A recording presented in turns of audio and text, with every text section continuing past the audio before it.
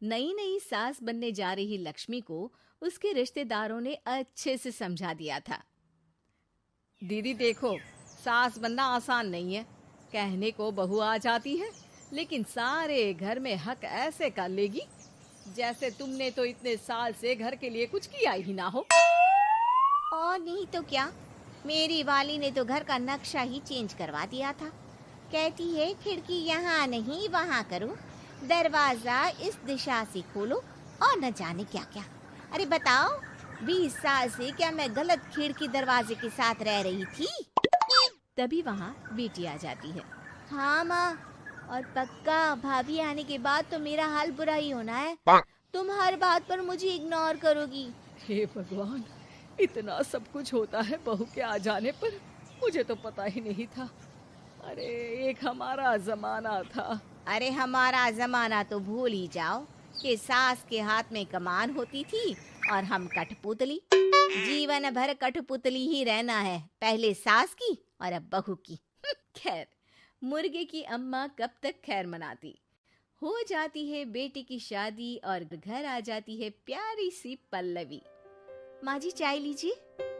सास जो कि पहले से डरी हुई थी, हाँ हाँ लाओ लाओ, लेकिन चाय पीती ही थू, अरे इसमें किरकिरा सा क्या है? चाय में चीनी तो है ही नहीं।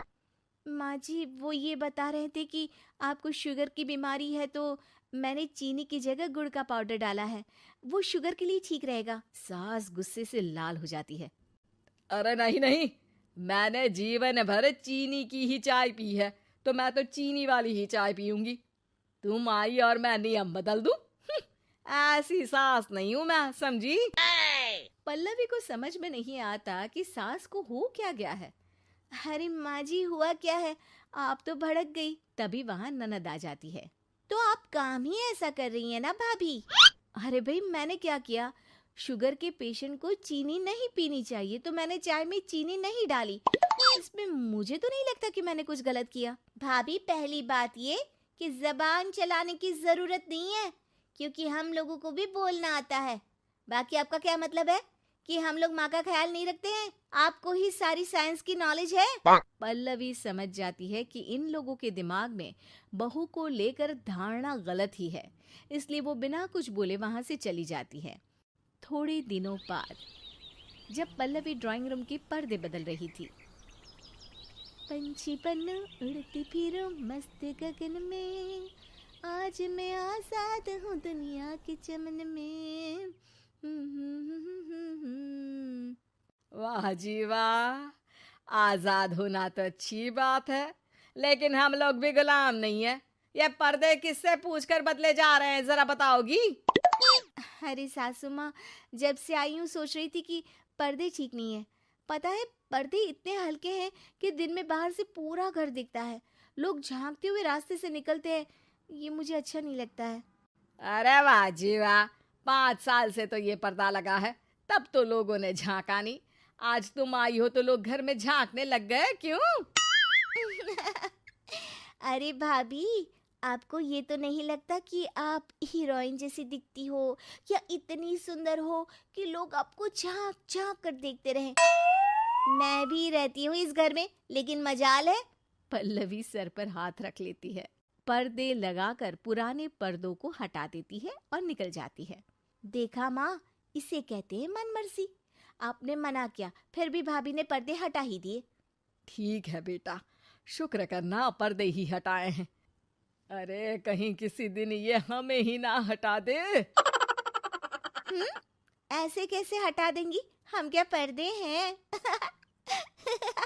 दिन बीतते हैं और एक दिन सास और ननद वॉक पर निकली होती है कि पड़ोसन, क्या बात है, आजकल तो आप लोगों की कोई खोज खबर ही नहीं है।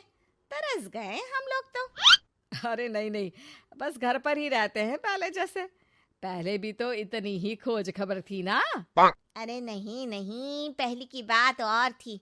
और बताओ बेटा, बॉयफ्रेंड से चक्कर चल रहा है कि खत्म हो गया? पहले तो पर्दे से दिख जाता था कैसे तुम सारा दिन टेलीफोन पर लगी रहती थी, कभी शर्माती कभी रोती। अब तो पर्दे भी मोटे लगा लिए तो कुछ ठीक से दिखाई भी नहीं देता। हाँ? नहीं, मतलब कोई ना, होता है इस उम्र में। और बताओ बहन जी, बेचारी बहू से तो पहले रोज तानेबाजी होती थी आपकी, रोज देखती थी कैसे उस पर आप दोनों मिलकर बरसा करती थी। अब ठीक है ना वो? चल बेटा, ये औरत तो पागल हो गई है। अरे पागल नहीं, आदत हो गई थी। जब मन उबा तो आपकी खिड़की से झांक लिया करती थी। अब कुछ दिखाई नहीं देता तो। सास और ननद घर आती हैं, जहां बहू पर्दों को बदलने के लिए खड़ी होती है। अरे ये क्या कर रही हो? आपने ही कहा था ना पर्दे बदल देना। अब उस दिन तो उतारे थे, सोचा धो कर लगाऊंगी, आज सूख गए हैं तो लगा देती हूँ। तभी ननद चिल्लाती है, अरे नहीं नहीं भाभी, ठीक है ये पर्दे रहने दो। वो पर्दे कम, सीसीटीवी ज्यादा थे पड़ोसियों के लिए। समझ में आ गया अब आपको? हाँ हाँ, आ गया। अब जरा चाय तो बना कर ला दे। पल्लवी सास को चाय लाकर जैसे ही देती है, चाय पीकर सास झूमने लगती है और जमीन पर गिर जाती है। हाय रे भाभी, क्या मिलाकर पिला दिया माँ को, वो तो गिर ही गई। तभी बेटा डॉक्टर लेकर आता है। चेकअप के बाद डॉक्टर कहते हैं, ओ माय गॉड, इनका तो शुगर लेवल बहुत बढ़ गया है। क्या ये चीनी खाती है? हाँ डॉक्टर साहब, मैंने कई बार इनको चीनी की चाय और मीठा के लिए मना किया, लेकिन ये मानती ही नहीं। माँ को कुछ होगा तो नहीं ना? वो ठीक तो हो जाएंगी ना? अरे बहू की बात नहीं मानती तो क्या बेटी की भी नहीं मानती है ये? बेटा, आप नहीं रोकती अपनी माँ को चीनी की चाय और मीठा खाने से? बेटी क्या बोलती, उसे वो दिन याद आ जाते हैं जब उसने भाभी को इस बात के लिए भला बुरा सुनाया था। डॉक्टर के जाने के बाद, भाभी मुझे माफ कर दो, लोगों के कहने में आकर हम लोगों ने आपसे बहुत बुरा व्यवहार किया, जबकि ससुराल वालों को ये समझना चाहिए कि घर बहू का भी होता है।